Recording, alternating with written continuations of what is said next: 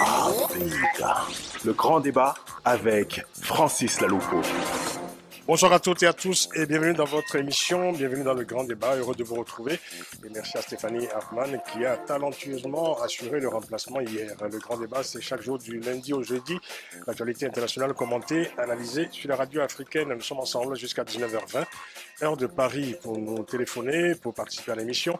Un numéro de téléphone, le 01 55 07 58 00 depuis la France ou le 00 33 1 55 07 58 00 depuis d'autres pays dans le monde. Vous pouvez bien sûr intervenir en direct sur notre page Facebook, facebook.com/le grand débat.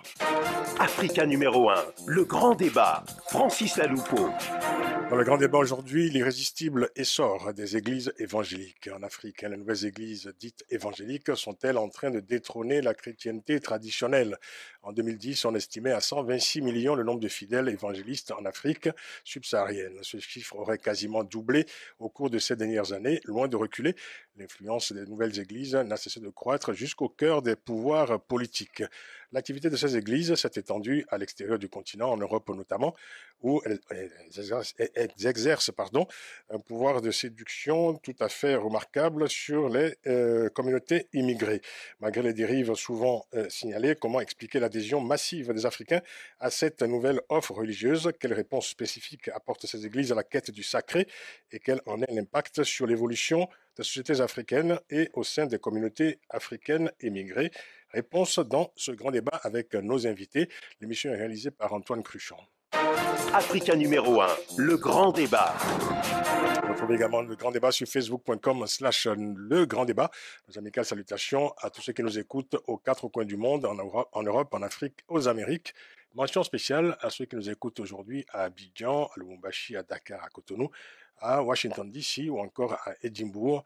Et bienvenue à nos amis sur Facebook. Et nous allons rejoindre aux États-Unis Georges Nama, administrateur du site Jésus-Christ1.tv. Avec lui, nous essaierons de comprendre, d'aller plus loin encore dans cette compréhension des églises évangéliques. En tout cas, restez avec nous. À tout de suite. Africa. Le grand débat avec Francis Laloupo. Irrésistible essor des églises évangéliques en Afrique et aussi en Europe. Nos invités pour tenter de comprendre ce phénomène. Le grand débat, analyse, décryptage, coup de gueule, commentaires. Le grand débat sur Africa numéro 1. On va rejoindre Georges Nama aux États-Unis, depuis Houston, Texas. Georges Nama, bonsoir. Bonsoir, monsieur Laloupo. Georges Nama, vous êtes administrateur du site JesusChrist1.tv, c'est ça? Ou alors on peut le dire en français, Jésus-Christ1.tv? On dirait plutôt Jésus-Christ TV. Je suis prédicateur de l'Évangile. D'accord. Alors comment vous expliquez, la montée, l'influence grandissante de ces églises évangéliques, de votre point de vue? Voilà.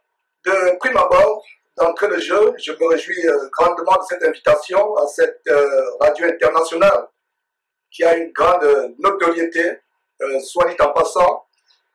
J'ai eu le privilège d'être l'avocat conseil d'Africa numéro 1 oui. À Libreville au Gabon, au temps du président Mapangou. Je ne sais pas s'il est toujours président du conseil d'administration. Non, il n'y est plus. Alors, les prophéties de la fin des temps, monsieur Laloupo, se déroulent effroyablement sous nos yeux à un rythme exponentiel.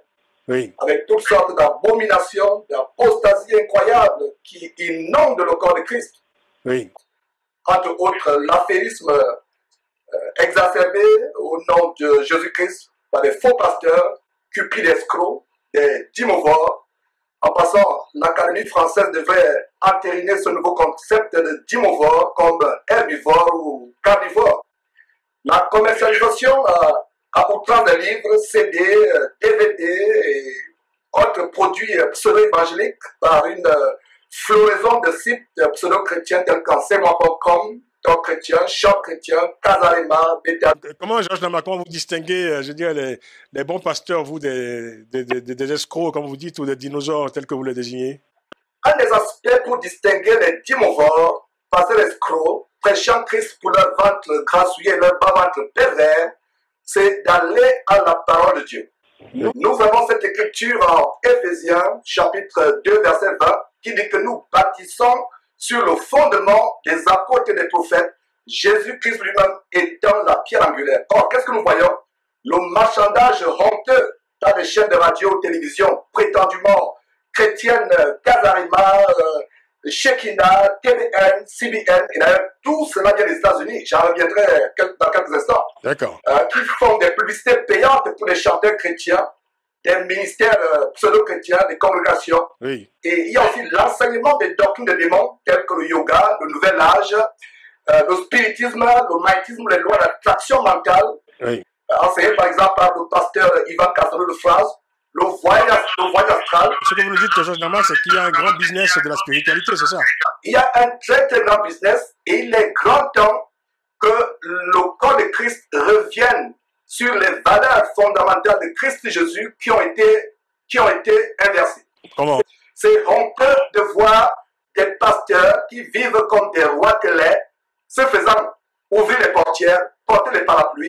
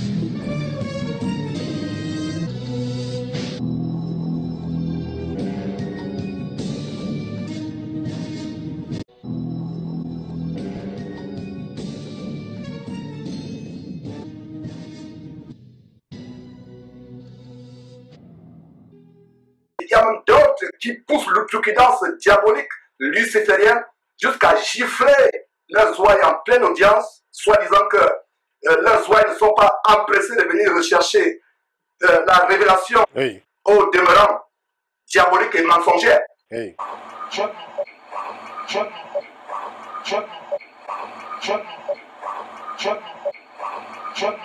Voilà, ils vivent comme des rois. Le Seigneur Jésus-Christ a dit que nous devons prêcher la parole de Dieu. Nous avons une écriture en Matthieu chapitre 10, verset 8 qui dit que vous avez reçu gratuitement, donnez gratuitement. Donc si un pasteur vous vend l'évangile, vous vend les prières, vous vend les délivrances, c'est la preuve qu'il a fait naufrage par rapport à la foi. C'est la preuve qu'il est plutôt serviteur de Mammon, de Lucifer, de Baal, et non serviteur de notre Seigneur Jésus-Christ. Georges Nama, reste avec nous. On va faire réagir nos autres invités. Pasteur Guy Bompolonga, c'est vrai que certains pasteurs ont bâti de véritables fortunes grâce à la dîme des fidèles généralement de conditions modestes, qui apparaissent souvent comme des clients pour ces pasteurs devenus des millionnaires. Est-ce qu'on peut parler, comme le dit Georges Nama, d'un nouveau commerce de la religion? Nous avons un problème aujourd'hui avec cet évangile qui est plutôt présenté aux fidèles comme étant l'évangile de prospérité, dans lequel on présente aux fidèles le bien et la réussite matérielle au même plan que le salut de leur âme. Alors que, comme je disais tout à l'heure, Jésus-Christ enseignait la bonne nouvelle pour nous amener dans le royaume et on pouvait être béni, tout ça serait en plus. Et c'est cette théorie, vous allez remarquer, dans le message de Jésus-Christ personnellement, il apprenait à ce que le cœur de l'homme se détache du matériel. Mais alors, répondez précisément à ma question. Est-ce que vous admettez, comme le dit Georges Nama, qu'il y a aujourd'hui un véritable commerce de la religion, oui ou non? C'est pour ça que je suis en train de dire... Donc vous le confirmez alors? Je le confirme, mais je précise bien. C'est comme dans toute chose. Aujourd'hui, nous pouvons avoir un problème avec des faux billets. Mais vous allez remarquer qu'il y a peut-être 5% des faux billets qui polluent Oui. et qui font en sorte que ça jette la discrédit quand vous partez dans Donc il y a n'importe besoin quel de faire le magasin. ménage quand même un peu, je dirais, dans cette nouvelle galaxie religieuse. Pasteur Guy Bompolonga, on vous écoutera après la publicité. Hein, c'est le chronomètre qui nous l'impose. À tout de suite. Africa. Le grand débat avec Francis Laloupo. Sociétés africaines face à l'essor des nouvelles églises. Nos invités pour en parler depuis Houston, Texas, George Nama, administrateur du site Jésus-Christ 1.tv ou Jesus Christ 1 TV, et pasteur Guy Bompolonga est avec nous ici en studio, et le pasteur David Goma. Une réaction de George Nama aux États-Unis depuis Houston. George Nama à propos de cette dérive qu'on a mentionnée, et réaction aux réponses de nos invités. C'est une honte, Monsieur Laloupo, d'entendre toutes ces choses qui n'ont rien à voir avec l'évangile de Christ. Ces gens prêchent un évangile qui n'est aucunement dans la parole de Dieu, de Genèse chapitre 1, Apocalypse chapitre... Et quand vous dites ces gens, vous parlez de qui précisément? Certains de vos, je ne vais même pas les citer, un ou deux de vos invités. Il y a un qui me semble avoir le bon sens, parler conformément à la parole de Dieu. Mais les deux autres, vraiment, ils ont un autre évangile. Dans quel verset de la Bible vous avez vu les chrétiens faire des cartes pastorales pour les pasteurs? Ça n'existe dans aucun verset de la Bible. Le gouvernement, depuis le 1er siècle jusqu'au concile de Nicée, c'est avec le roi Constantin qu'on a eu l'intrusion du pouvoir politique dans le christianisme. Oui.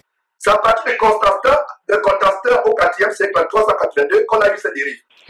C'est honteux de voir comment l'argent est devenu au centre de l'évangile de Christ. Tous ces argent, ils font des veillées pour expliquer comment multiplier le facteur exponentiel de multiplication des richesses pour justifier leur enrichissement exponentiel par le biais de l'évangile. Ils vous disent que Jésus parlait de l'argent plus que de la foi. Quand cela ne suffisait pas, ils vous diront que Jésus ne bénissait pas gratuitement, que l'histoire de la Bible, c'est l'histoire de l'argent. Et vous voyez, ces personnes qui parlent de temple, la Bible dit que nous sommes le temple de Jésus-Christ. Ceux qui me suivent à travers le monde savent que, les vrais chrétiens savent que nous sommes le temple de Christ. Les chrétiens disent qu'ils vont dimanche à l'église. Nous sommes l'église. Comment l'église peut encore se déplacer pour aller dimanche à l'église? Nous sommes le temple. Donc toutes ces collectes pour bâtir les temples gigantesques, en fait, c'est pour réaliser des rêves débridés, des ambitions démesurées de construction de temples. Aucun disciple n'a conçu un temple. Il y a eu un seul temple dans toute l'histoire du peuple de Dieu. Le seul temple qui a été construit, c'est le temple de Jérusalem, qui aujourd'hui est détruit. Alors, à la place du temple de Jérusalem, qu'est-ce qu'il y a? Une mosquée et un mur de lamentation. Georges Nama, voilà, dans quelques instants, on va devoir marquer une pause pour écouter le flash de 19h sur la radio africaine. Cet irrésistible essor des églises évangéliques avec tous nos invités, bien sûr. Rendez-vous juste après le flash. On reprend juste après. À tout de suite. Africa. Le grand débat avec Francis Laloupo. Irrésistible essor des églises évangéliques en Afrique et aussi en Europe. Nous en parlons avec nos invités. Et au téléphone avec nous depuis Houston, aux États-Unis, George Nama, administrateur du site Jésus-Christ 1.tv.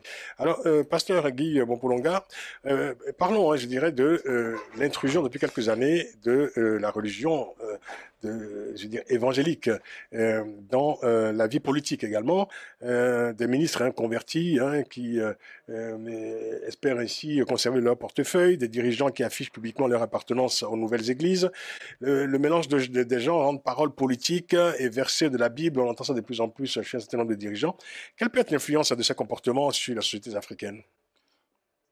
Déjà, le problème par rapport à cette influence-là est simple à comprendre pour nous. Nous voyons la relation qu'on a dit tout à l'heure entre ceux qui mettent au même plan une réussite matérielle et le salut spirituel qui est proposé par Dieu. Raison pour laquelle nous avons un certain nombre qui se détournent dans ce sens-là parce que pour eux, et voire même dans les messages qu'ils passent au point qu'un échec ou bien un non-réussite matérielle correspond un peu à un abandon même de Dieu par rapport à la vie d'une personne. Et si je reviens, cela rejoint un peu ce qu'on disait tout à l'heure au niveau de faux prophètes, au niveau des dérives, parce que le Seigneur dans la Bible, Jésus-Christ dit, vous les reconnaîtrez à leurs fruits. Il dit, tout bon arbre porte des bons fruits et tout mauvais arbre porte des mauvais fruits.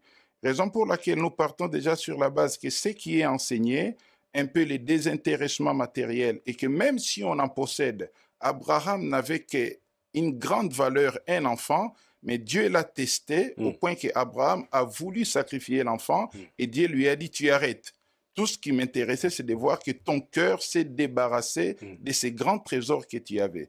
Et ceux qui enseignent ces messages-là, eux-mêmes doivent déjà en premier être dans leur cœur débarrassés de toute gloire, de toute vaine gloire et de toute influence ou de toute façon de s'accaparer de ce qui est matériel. Ce que vous dites est très intéressant. Je veux dire, on vous écoute avec beaucoup d'intérêt, beaucoup de plaisir, mais vous êtes éloigné de ma question quand même. C'est l'impact, je dirais, de certains comportements de politique qui affichent aujourd'hui publiquement leur foi religieuse, qui émaillent leur discours, évidemment, de versets bibliques. C'est comme si finalement la religion n'était plus, je dirais, du domaine du privé et que ça devient comme ça une sorte, je dirais, de comportement, de pensée unique presque, puisque cette religion, puisque des hommes politiques deviennent pratiquement les promoteurs d'une religion, alors que l'État devrait être neutre en principe, surtout dans nos pays qui sont en général présentés comme des pays laïques. Vous savez, de tous mes voeux, j'aurais souhaité qu'il y ait vraiment des vrais chrétiens, comme j'ai dit, des vrais chrétiens qui soient en responsabilité, mais j'ai toujours cette méfiance. Est-ce qu'on a besoin de savoir si un ministre ou un chef d'État, je veux dire, appartient à telle ou telle obédience religieuse? Je vous précise, je n'ai pas fini ma réponse. Moi, j'ai toujours un peu cette méfiance-là des politiques, parce que je sous-entends que tout celui qui s'engage dans la voie du pouvoir, quelquefois, il y a cette notion de l'ego personnel et il y a cette notion de pouvoir, d'avoir une gloire et une réussite à ce niveau-là. Absolument, tout à fait. Il nous reste très peu de temps. On va se tourner vers Houston, Texas, avec Georges Nama. On va lui poser une dernière question avant de le libérer. Georges Nama, je rappelle, du site jésus-christ1.tv. Georges Nama, je voudrais que vous nous disiez un mot sur ce qu'on appelle depuis quelques années le télévangélisme, c'est-à-dire voilà, de plus en plus de télévision africaine, et pas qu'africaine d'ailleurs, on voit ça aussi beaucoup aux États-Unis, là où vous vous trouvez, qui consacrent des espaces à des prêches évangéliques. Vous aussi d'ailleurs, vous animez ce site jésus-christ1.tv, vous faites aussi du prosélytisme d'une certaine façon. Est-ce qu'il faut s'inquiéter du fait que la religion, qui est une affaire personnelle, s'impose ainsi dans la sphère publique et qu'elle devienne, pour certains, je dirais, presque envahissante? Tout d'abord, avant de répondre à cette question, j'aimerais rapidement revenir sur quelques dérives. Il y a le monsieur du centre de réveil chrétien, je dirais plutôt centre d'endormissement chrétien, qui parlait des dérives. Oui. Or, ces dérives, nous voyons par exemple que cette église, c'est une église qui est remplie de toutes sortes de mondanités, de frivolités qui viennent des États-Unis. Donc, parlant des États-Unis, voilà donc là où viennent toutes ces abominations, des églises qui font venir des chantres mondeurs homosexuels et féminins comme des chantres mondeurs homosexuels et féminins comme Yolanda Adam, Kurt Franklin. Tout vient des États-Unis. D'ailleurs, nous avons diffusé une émission dernièrement où nous montrions le FBI, le fisc américain, l'IRS et la police criminelle de la poste américaine qui font un raid dans le quartier général de Benny Hill. Benny Hill qui est le père fondateur, le père spirituel de notre pasteur. Georges Nama, juste pour comprendre votre activité, parce que plus on vous écoute, plus on a l'impression que vous êtes un peu une sorte de police finalement des pasteurs et des églises évangéliques, quoi. C'est quoi votre activité exactement, puisque vous êtes pasteur vous-même? Effectivement, je vais vous lire avec votre permission, titre chapitre 1, verset 11, pour vous montrer le mandat spirituel. Ce n'est pas le mandat de Jésus-Christ TV, c'est le mandat de tout chrétien. Tout ce que nous faisons est sur la base de la parole de Dieu. Tournez vos Bibles, si vous avez une Bible là-bas au studio, sur titre chapitre 1, verset 11. D'abord le verset 10, il y a eu parmi les circoncis beaucoup de gens rebelles, de vains discoureurs et de séducteurs auxquels il faut fermer la bouche. Voilà le mandat biblique de la part du Seigneur Jésus-Christ. Il faut fermer la bouche. Alors, il bouleverse les familles entières, enseignant pour un gars honteux ce qui ne doit pas enseigner. Ne voulez pas nous lire tous les versets quand même. Allons au fait directement. C'est une émission de radio. On va passer aux conclusions. Je vais donner la parole d'abord au général de Dieu. Mais quel est ce Dieu dont on dit il est plein d'amour? Mais dans ses propos, on attend que la haine, la violence, les attaques, l'agressivité. Et quelqu'un qui parle de plein d'amour, mais il gifle les gens. Jésus était plein d'amour, mais il parle de temps à gifler les gens. Ça, c'est terrible. Pasteur David Goma, un mot de conclusion. Bah, écoutez, donc il n'y a pas dans l'Église, dans la Bible, un ministère qui est chargé d'aboyer sur les gens à longueur de journée.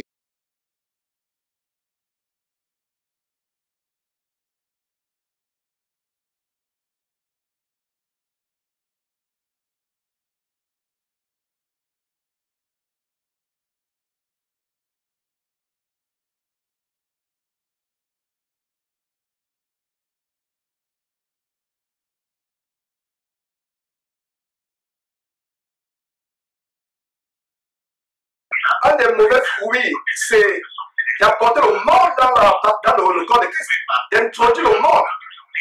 L'un des fruits, c'est d'apporter le monde dans le corps de Christ, de faire introduire le monde dans le corps de Christ. Voilà un des fruits. Mauvais fruits, faire venir les pédés tels que Franklin, les Yolanda Adam. Tout cela vient des États-Unis. Tout cela vient des États-Unis. Voilà donc quelqu'un qui parle de fruits. Quel fruit? Fruit de mort. La parole de Dieu dit dans 1 Jean chapitre 2 verset 15, n'aimez pas le monde ni les choses qui sont dans le monde. Si quelqu'un aime le monde, l'amour de Dieu n'est pas lui. Voilà quelqu'un qui parle de fruits. Quels fruits? Les fruits de la prostitution, de l'homosexualité, de la pédérastie dans l'église. Bon, écoutez, Georges Nama, en tout cas, je vous remercie d'avoir apporté votre parole dans ce grand débat. Vous êtes administrateur du site Jésus-Christ1.tv ou Jesus Christ 1.tv, qu'on peut trouver évidemment sur Internet. Merci beaucoup. Merci à toute l'équipe du grand débat. Merci à Antoine Cruchon qui a réalisé cette émission que vous pouvez écouter dès ce soir sur notre site africa1.com. 3, 2, 1. Africa. Le grand débat avec Francis Laloupo.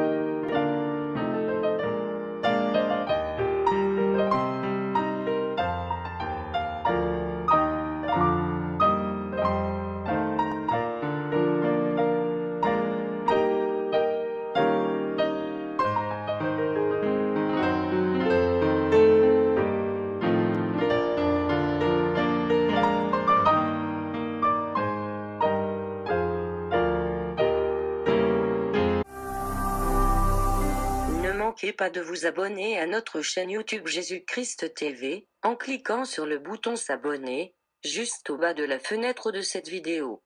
Ainsi, vous recevrez automatiquement nos nouvelles vidéos, et vous ne raterez aucune. Vous connaîtrez la vérité et la vérité vous affranchira. Jean 8, 32.